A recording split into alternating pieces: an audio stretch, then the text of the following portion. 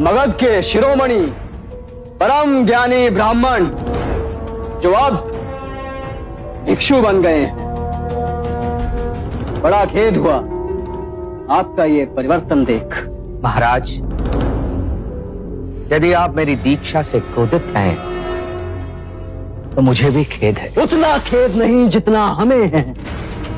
आपने अपनी पूरी ब्राह्मण जाति को, मगध को, हमें लज्जित किया है और हमारे जले पे नमक छिड़कने के लिए उस बुद्ध के अनुयायी बन गए हैं आप। बुद्ध के सामने शीश अनायास ही झुक जाता है। आपने मगध नरेश के सम्मान के शीश को झुकाया है और अब आपके शीश पर मगध की जवाबदेही बनती है। जब मैं बुद्ध से विवाद करने आया तो मैं ज्ञान के अहंकार में था, और जब मैंने बुद्ध का तेज देखा तो मेरे अहंकार का शीश टूट गया और अपमान हुआ हमारा। हमने आपको बुद्ध को पराजित करने के लिए बुलाया था, और आप ही बुद्ध से पराजित हो गए। महाराज, मैं संघ की शरण में इसलिए नहीं आया कि मैं आपका, जाति का, धर्म का अपमान करूं, किंतु मैं संघ की शरण में इसलिए आया हूं महाराज कि मैं जीवन में कभी परम धर्म के किसी मार्ग को पा सकूं, सुख दुख से परे शांति के मार्ग पर। तुम दुख से परे जा रहे हैं, अपने कर्मों के दंड को भुगते बिना। महाराज, आप जैसा उचित समझें करें। सागर के गर्भ में समाहित पृथ्वी पर जब हम विजय प्राप्त करते हैं तो हमारी तृष्णा और बढ़ जाती है, और सागर से परे की पृथ्वी को भी जीतना चाहते हैं। जिस प्रकार मनुष्य लोभी होता है, उसी प्रकार सागर भी लोभी होता है। वो सदैव जल की इच्छा रखता है, और जिसने अपने आप को जीत लिया उसने महाराज ब्रह्मांड को जीत लिया। बस, अब एक और शब्द नहीं। मैंने आपको यहां धर्म की चर्चा के लिए नहीं बुलाया है। आप स्वयं को जीतने जा रहे हैं, दुख से जीतने जा रहे हैं, है ना? तो देखें कि आप दुख पर विजय पा सके कि नहीं। ले आओ।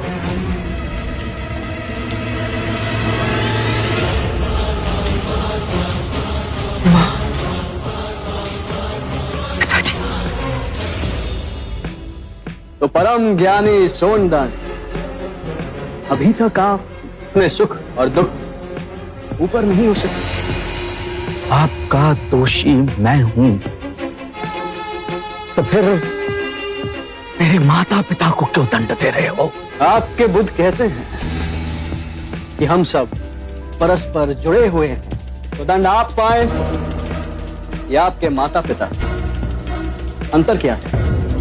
हम तो केवल ये देखना चाहते हैं कि दंड का अधिक प्रभाव कहां पड़ता है। मुझे क्षमा कर दे। पुत्र, तुम जी छोटा न करना।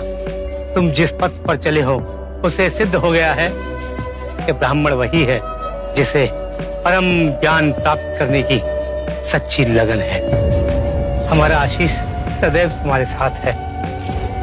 ले जाओ इन्हें।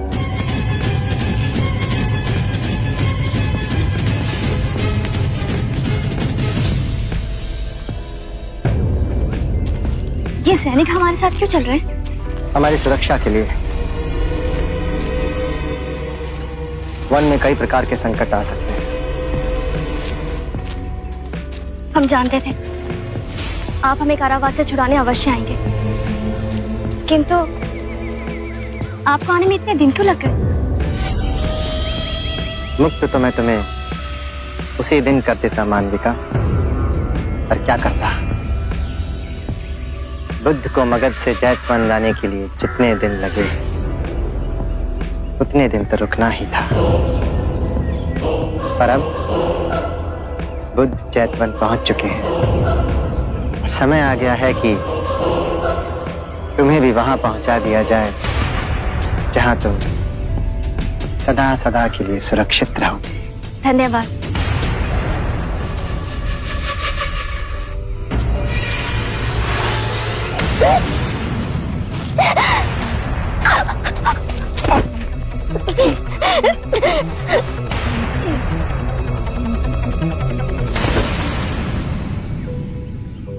जीवित रहकर तुम्हारा उपयोग हमारे लिए समाप्त हो चुका था मालविका, पर तुम्हारा शव हमारे बहुत काम आएगा।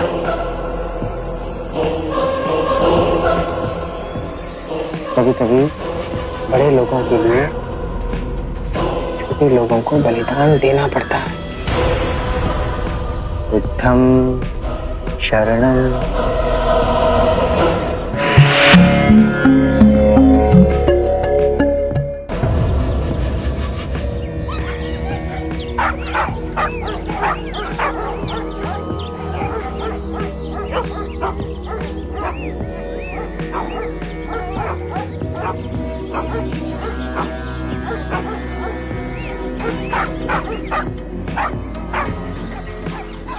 सुबह से इतना शोर मचाया हुआ है। क्या इन पंछियों और श्वानों के कोलाहल से आपका ध्यान भंग नहीं हो रहा? जो ध्यान कोलाहल से भंग हो जाए उसे ध्यान नहीं कहते। क्षमा बुद्ध। कुछ तो है जो इन पंछियों और श्वानों को संताप दे रहा है। जाकर देखो क्या है कुटिया के पीछे जो ये इतने उत्तेजित हो रहे हैं।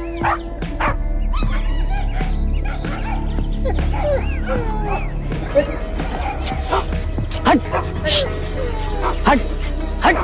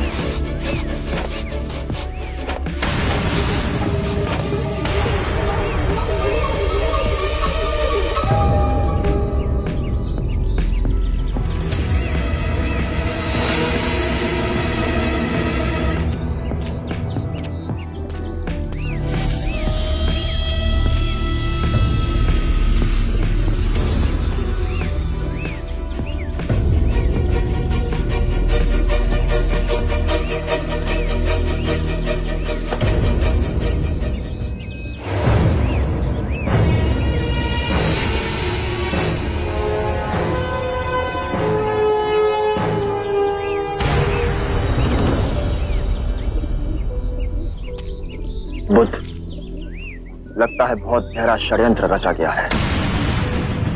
शव को देख के अनुमानित होता है कि सबसे पहले इसकी हत्या की गई थी और फिर उसे यहाँ लाके गाड़ा गया है। परंतु ये षड्यंत्र किसके विरुद्ध रचा जा रहा है? आप करुणा निधान है बुद्ध, परंतु इस संसार में ऐसे विषैले सर्प भी हैं जो करुणा का प्रत्युत्तर अपने विष भरे डंक से देते हैं। हो ना हो, ये सारा कृत्य आपको कलंकित करने के लिए रचा गया है। ये वही स्त्री है बुद्ध जिसने मगध की भरी सभा में आप पर लांछन लगाने का पाप किया था। जितना बड़ा पाप ना किया उससे बड़ा दंड भोगा है इसने। मैं इस स्त्री के हत्यारे को खोजकर आपके चरणों में ला फेंकूंगा।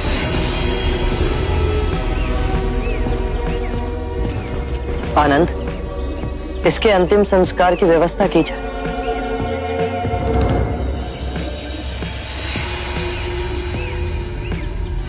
बंधु दोमुख, कल प्रातः तक ये बात पूरे गांव में फैल जानी चाहिए। अरे सुनिए सुनिए, क्या हुआ? हाँ? बुद्ध की कुटिया के पीछे एक स्त्री का शव मिला है। क्या? अरे हाँ बिल्कुल, हमने सुना है कि उसे गला घोट के मार दिया गया है। बिल्कुल। हाँ। क्या ये सत्य है? अरे हाँ, हाँ, बिल्कुल सत्य है। वाह वाह वाह, देखो, आ गए मुंह उठा के। हाँ, कैसे भोले बन के खड़े हैं जैसे कुछ हुआ ही ना हो। हाँ हाँ, देखो कैसे मुंह उठा के आ तुम्हें गए। क्या लगता है तुम्हारा पाप छुप जाएगा? ये ढोंगी है और बिल्कुल भी लज्जा नहीं है।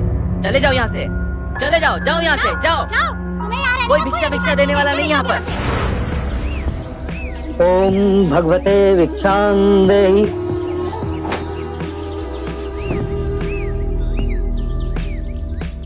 सच है कि आपके संग में किसी स्त्री की हत्या करके उसका शव गाड़ दिया गया था और फिर वो शव बुद्ध की कुटिया के समीप पाया गया है?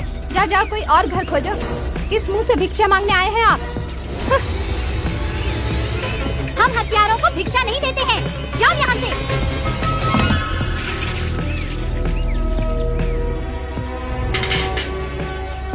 बहुत प्यासे लग रहे हैं, जल लीजिए। लोग तो कुछ भी बात बनाए, हमें बुद्ध पे विश्वास है। रुको, एक बूंद जल न देना इन पाखंडियों को। इस गांव से तुम्हारा दाना पानी उठ गया है। चलो।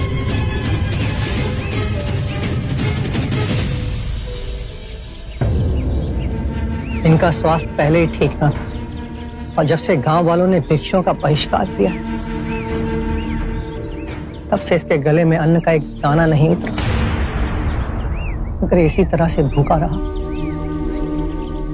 तो इसके प्राण निकल जाएंगे।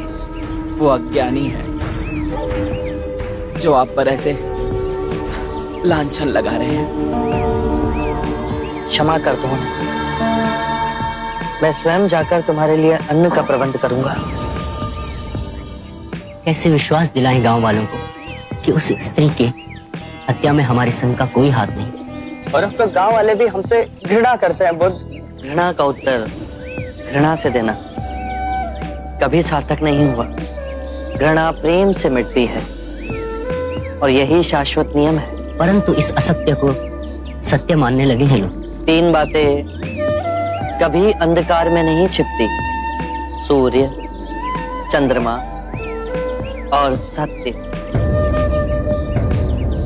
बिना अन्न के हम जीवित रह सकते हैं, परंतु बिना जल के आप सबके लिए ये दिन कठिन और विषम होगा। परंतु योग साधना में इसका एक मार्ग है। अपनी जिह्वा को गोल बना बाहर निकालिए और मुख से श्वास लीजिए। प्यास नहीं सताएगी।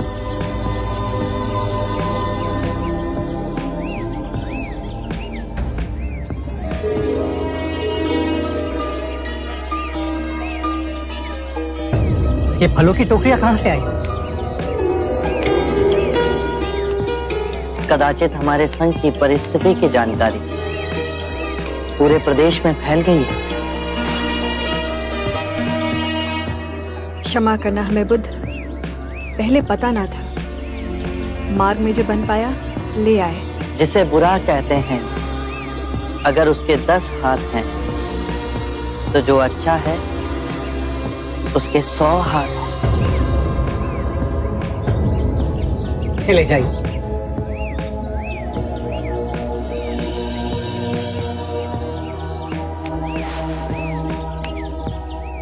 तुम्हारा यहाँ आना अकस्मात नहीं जीवक। जब बचपन में आपसे मिले तो आपकी छवि अमिट छाप मेरे मन में छोड़ गई। तक्षशिला में पढ़ वैद्य की शिक्षा प्राप्त की है जीवक ने। इतने वर्षों से मन में आपकी ही धुन रही। आपके चरणों में अपनी विद्या समर्पित करने आ ही रहे थे। ये दुखद समाचार हमें मिला। हमसे जो बन पाया ले आए। आभार तुम्हारा, पर अपने जीवन की सबसे अनमोल निधि जीवक को तुम स्वयं ले आई। यह शुभ है। एक माँ अपने पुत्र को ऐश्वर्य का मार्ग छोड़ संन्यास के मार्ग पर स्वेच्छा से लाए। ये बहुत सराहनीय है आम्रपाली। किसी अदृश्य डोर ने आपको हमसे बांधा है प्रभु। जीवक की परम इच्छा थी कि अपने आयुर्वेद के ज्ञान को संघ की सेवा में लगाएगा। चिकित्सा की यहाँ अधिक आवश्यकता होगी यदि आप इसे स्वीकारें। हमारा एक भिक्षु अंदर ज्वर से तप रहा है। कहाँ? आइए, मैं आपको ले चलूं।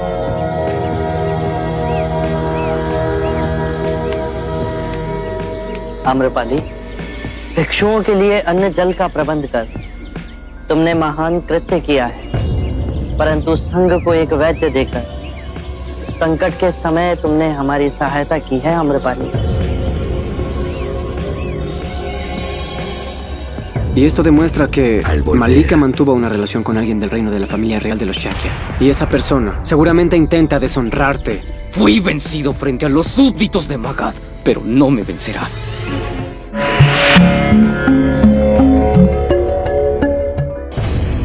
आपको विश्वास है कि मानविका के घर से हमें उसकी हत्या का कोई प्रमाण मिल सकता है? बुरे कृत्य हमेशा अपने पद चिन्ह छोड़ के ही जाते हैं। ढूंढो।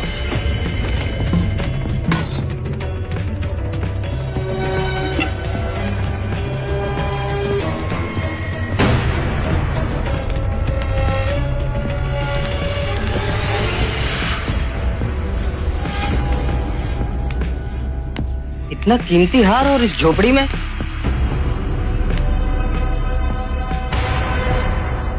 ये तो किसी पुरुष का हार है। राजघराने के चिन्ह भी इंकित हैं। शाक के राज परिवार का चिन्ह।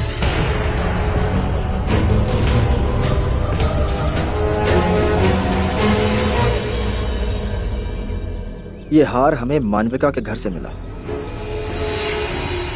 इस पर शाक के देश का चिन्ह देख कुछ समझ नहीं आया हमें। सोचा तुरंत आपके पास ले आऊं। ये देख के तो लगता है कि मानविका का संबंध शाक के देश के किसी राजस्वी व्यक्ति से था। हो ना हो, वो व्यक्ति आपको कलंकित करने की चेष्टा कर रहा है। मुनिवर, आपके अनेक भिक्षु स्वयं शाक के राजकुमार हैं। क्या उनमें से किसी को इस हार के संबंध में कुछ पता है? आभूषणों का परित्याग किए मुझे असंख्य वर्ष हो गए। मुझे इनकी पहचान भी नहीं।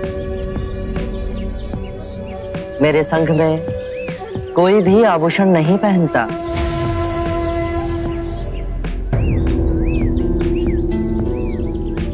एक बात और मुनिवर, हमने मानविका के आसपास रहने वाले लोगों से भी पूछताछ की। एक ने बताया कि लगभग 1 वर्ष पूर्व एक राजस्वी व्यक्ति मानविका के साथ रात्रि में उसके घर गया था।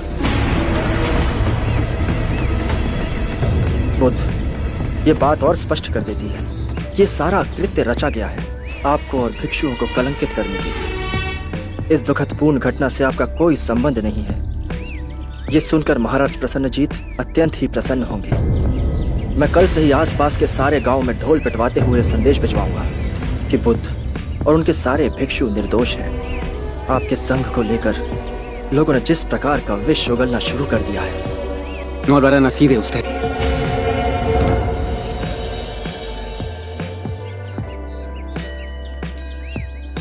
बुद्ध, यदि आपकी कृपा मुझ पर बनी रहे तो मैं उस दोषी को पकड़कर आपके चरणों में ला फेंकूंगा।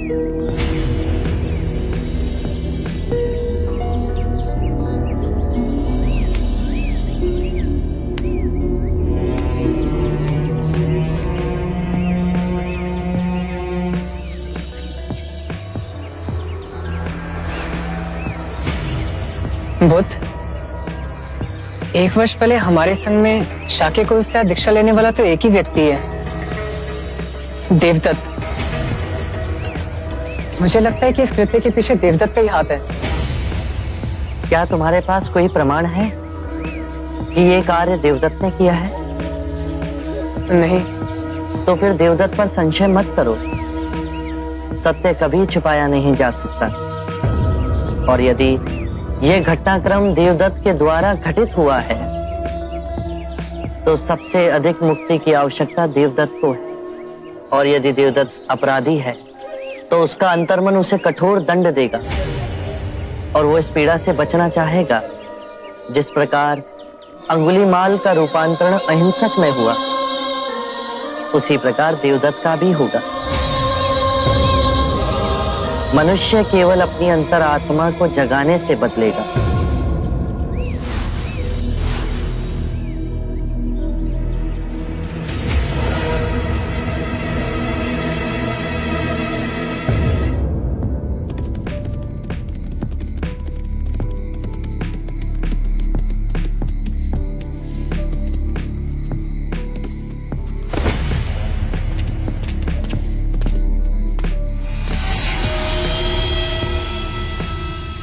महाराज, सबके सामने मिलना उचित न था। तुम्हारा संदेश पाकर मैं समझ गया था। संघ का क्या समाचार है देवदत्त? मेरी माँ कहा करती है मित्र कि ये सिद्धार्थ प्रबल भाग्य लेके पैदा हुआ है। मालविका का उपयोग करके मैंने संग में आग तो लगाई है, लेकिन लगता है कि ये आग मुझे ही जला के भस्म कर देगी। तुमने भी तो सोनदंड को मोहरा बनाकर मात खाई है हमने समस्त मगध के सामने, किंतु हार नहीं मानी। प्रयास जारी है हमारा, जाल फैलाते रहेंगे, कभी ना कभी तो हमारे जाल में अवश्य फंसेगा। बुद्ध मित्र, क्या तुम मुझे अपने कुछ विश्वसनीय लोग दे सकते हो जो वेश बदलकर भिक्षुक बन संघ में शामिल हो सके? और मुझे एक वन भी चाहिए, भेंट में, जहां पे केवल मैं और वे भिक्षु जा सके। हम तुम्हें दोनों दे सकते हैं देवदत्त, किंतु तुम करना क्या चाहते हो? बुद्ध बड़ी शांति में स्थिर है ना?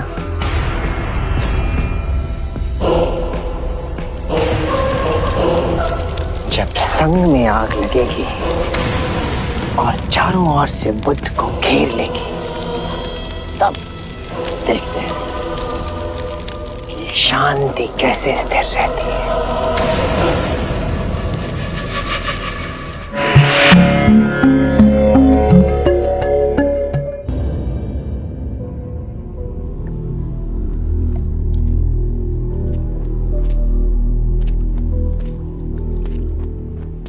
विचलित ना हो महाराज, बुद्ध अवश्य आएंगे। बुद्ध के पावन हाथों से यदि ये विधि होगी तो धन्य हो जाएंगे हम। महाराज, बुद्ध आ गए।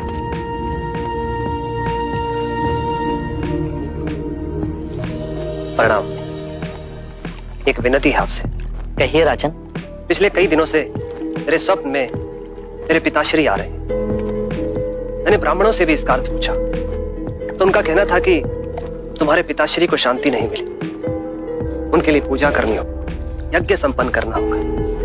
आप तो परम ज्ञान का स्वरूप है, तो विनती है आपसे कि पूजा विधि आप ही के हाथों से हो, जो मेरे पिताश्री तक पहुंचे, उन्हें मुक्ति मिले, जीवन मरण के इस चक्र से वो मोक्ष पाले। अवश्य राजन। आप मिट्टी के 2 घड़े मंगवाइए, एक में घी भरवाइए और एक घड़े में कंकड़ पत्थर भरवाइए, और उन दोनों घड़ों के मुंह कपड़े से बंधवा दीजिए और उन्हें लेकर नदी के तट पर आइए। मैं वहीं आपकी प्रतीक्षा करूंगा। मैं भी इसका प्रबंध करता हूं महाराज।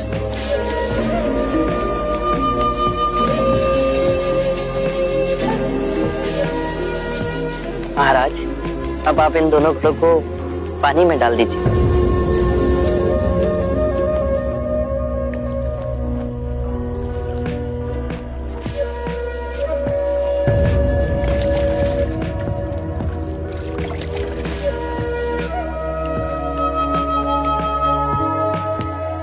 महाराज, अब इन दोनों घड़ों को आप तोड़ दीजिए।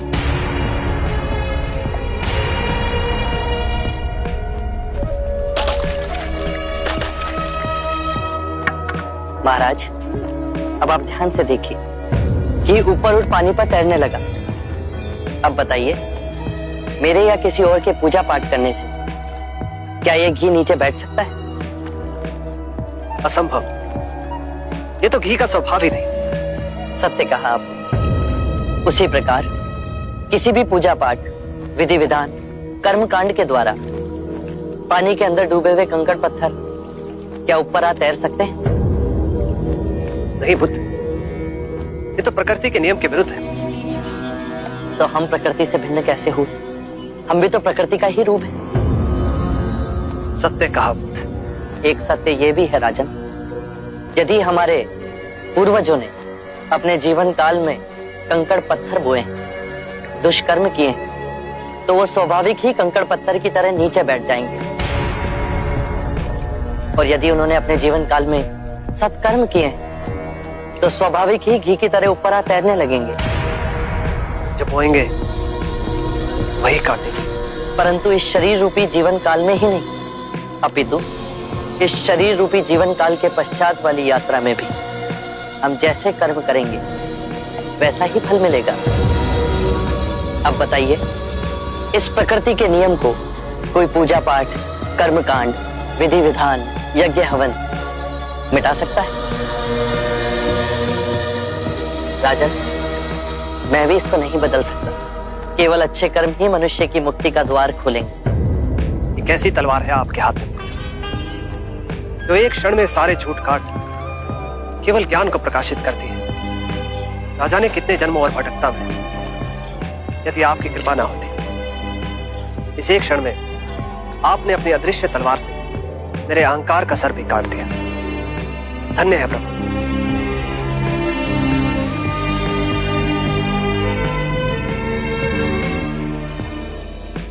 Buda, yo pienso que al volver tienes dificultad en dirigir la asociación.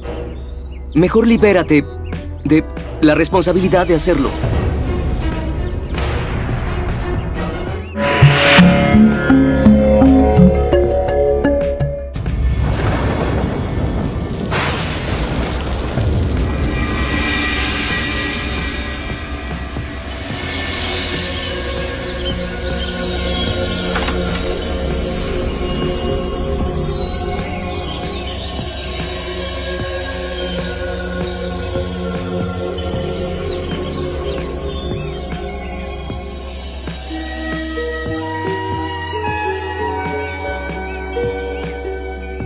Buddha को हमने प्यार से तथागत का नाम दिया। 72 वर्ष की आयु हो गई है, पर क्षिप्त आत्माओं को ज्ञान का जल पिलाने वे हर दिवस आते हैं।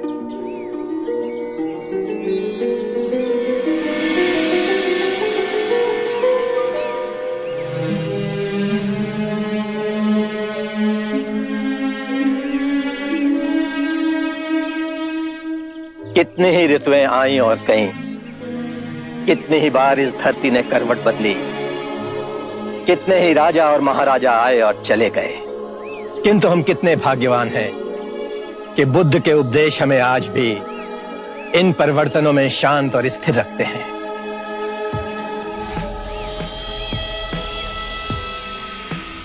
जिस बात पे आप इतना गर्व कर रहे हैं, उस बात ने मेरी चिंता को और तीव्र कर दिया है महाकश्यप जी।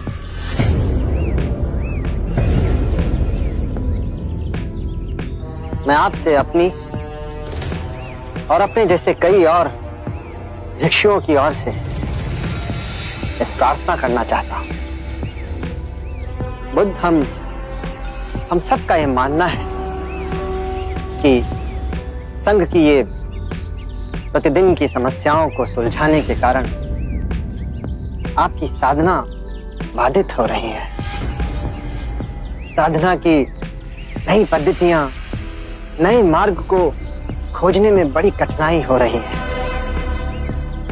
और वैसे भी पिछले कुछ वर्षों में जो घटनाएं घटी हैं, संघ में उभरे मतभेद, स्त्रियों का संघ में प्रवेश, मानविका की घटना, इन सब ने कहीं ना कहीं आपको बड़ा कष्ट पहुंचाया है, बड़ा दुख हुआ है आपको इनसे। और वैसे भी पिछले कुछ माह से आपका स्वास्थ्य अब पहले जैसा नहीं रहा। आप जो कहना चाहते हैं आप उस पे आए। अवश्य, मैं केवल ये कहना चाहता हूं कि बुद्ध को अब विश्राम की आवश्यकता है। इन्हें अपना शेष जीवन शांतिपूर्ण तरीके से जीना चाहिए। ये संघ की प्रतिदिन की कलह से आप इन्हें अब मुक्त करें। आप अपना मत बताइए देवदत्त। बुद्ध के विषय में कृपया अपने अनुमान मत लगाइए। बुद्ध, मेरा ये मानना है कि आपको संघ के संचालन में अब कष्ट होने लगा है। आप स्वयं को अब इस कार्यभार से मुक्त करें, निवृत्त हो।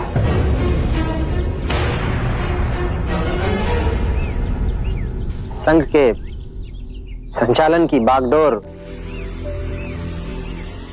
अब मैं अपने हाथों में लेने के लिए तैयार हूं। सभी भिक्षुओं के नेतृत्व का बेड़ा मैं उठा लूंगा, आप निश्चिंत रहिए। हमारे लिए विचार ही असहनीय है कि बुद्ध के अलावा संघ का कोई और चालक हो।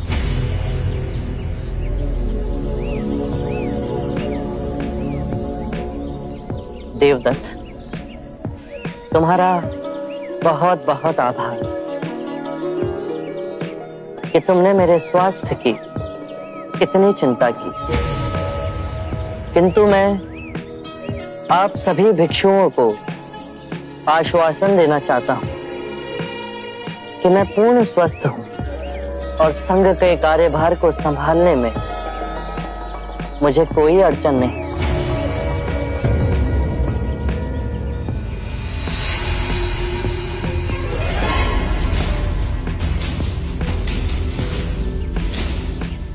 देखिए आप बुद्ध, और केवल यही नहीं, इनके अलावा और भी बहुत से भिक्षु हैं बुद्ध जो मेरी बात से सहमत है। हे बुद्ध, मेरी आपसे याचना है कि आप संघ का संचालन अब मुझे करने दें और स्वयं अवकाश ले लें। देवदत्त, तुमने अपनी बात कही, अब मैं अपनी बात कहूं। आप सभी अपना आसन ग्रहण करें।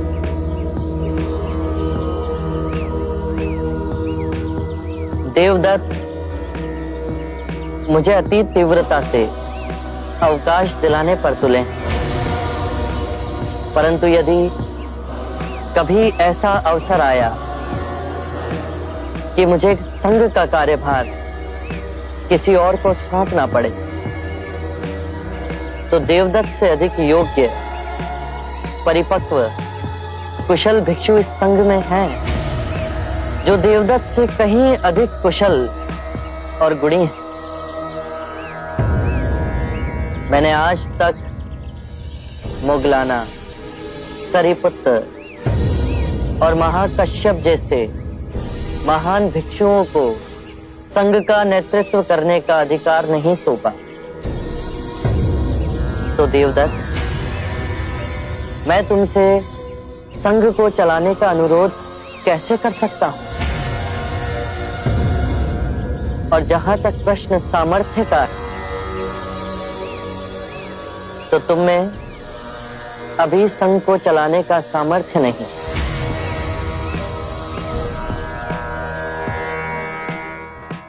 Buda se obsesiona con el poder y el control, como un hombre ordinario. Él fue mi enemigo entonces, y lo sigue siendo hasta el día de hoy.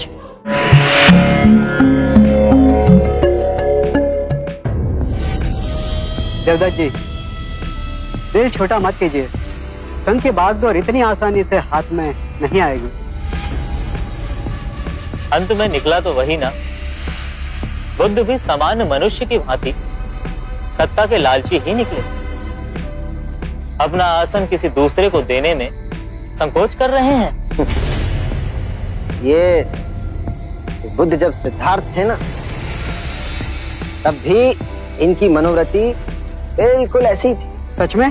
और क्या, तब भी हर बात पे ये प्रतिद्वंद करने की इनकी महान प्रवृत्ति है, जैसी थी जैसे मेरी हर बात का विरोध करने के लिए महान पुरुष धरती पर अवतरित हुए। लोग कहते हैं कि सिद्धार्थ बुद्ध हो गए। आश्चर्य। लक्षण लक्षण तो आज भी वही है, वही के वही सिद्धार्थ के। ये तब भी मेरा शत्रु था, ये आज भी मेरा शत्रु ही है। लेकिन अब इसकी मनमानी चलने नहीं दूंगा, नहीं चलने दूंगा। बुद्ध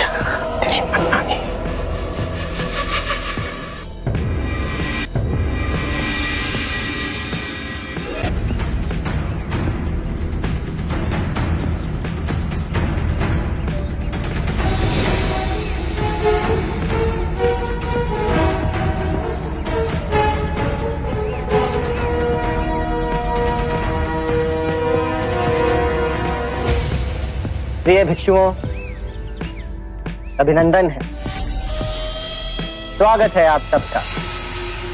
सर्वप्रथम मैं आभार व्यक्त करना चाहूंगा हमारे महाराज अजातशत्रु का, जिन्होंने गयासीस वन की ये भूमि हमें दान भेंट की। आभार है हमारे कुलगुरु का, जिन्होंने सदैव हमारा समर्थन किया। प्रिय भिक्षुओं, आप में से अधिकांश मेरे द्वारा ही दीक्षा प्राप्त है। आपका गुरु होने के नाते ये मेरा कर्तव्य भी है और अधिकार भी कि अपने विचार और अपनी चिंता आप सबके समक्ष मैं रखूं। आज मेरी चिंता का केवल एक ही कारण है, संघ का संचालन। मैंने आदरणीय बुद्ध से हाथ जोड़कर कई बार ये विनम्र निवेदन किया कि वे संघ से निवृत्त होकर साधना की नई पद्धतियां, नए विचार और नए मार्ग को खोजें, जिससे आप सभी भिक्षुओं का कल्याण हो सके। किंतु बुद्ध ने मेरी बात नहीं मानी। मैंने हाथ जोड़कर उनसे विनम्र निवेदन किया कि बुद्ध, हमारे संघ पे ये आरोप है, यहां पे केवल क्षत्रियों को और ब्राह्मणों को प्रवेश मिलता है। आप स्वयं देखिए कि बुद्ध के प्रथम अनुयायी राजघराने के ही लोग हैं। जो बचे खुचे रिक्त स्थान हैं उन्हें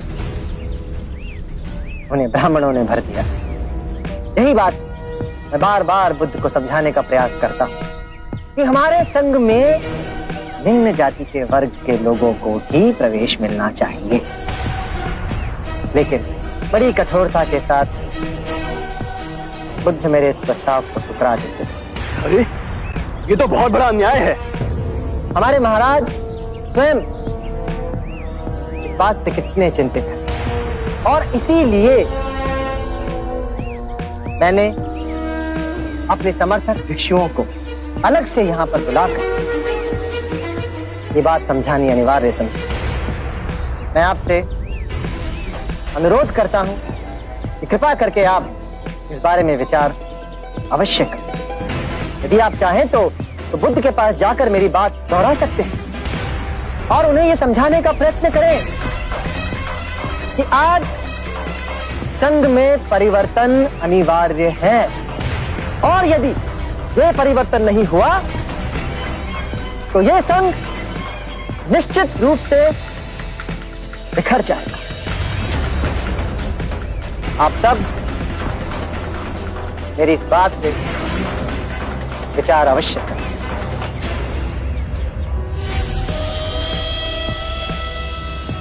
महाराज, ये देवदत्त भिक्षुओं को इकट्ठा करने की अपनी चिंता जता रहा है या फिर उन्हें बुद्ध के विरुद्ध इकट्ठा कर रहा है? कुलगुरु, इसे ही राजनीति कहते हैं। बस एक बार इस फूट की सूचना हर संघ में गूंज जाए, फिर देखते ही देखते बुद्ध का संघ टूट के बिखर जाएगा। आरंभ हो गई निर्वाण प्रथा, सुनो सुनो ये बुद्ध कथा।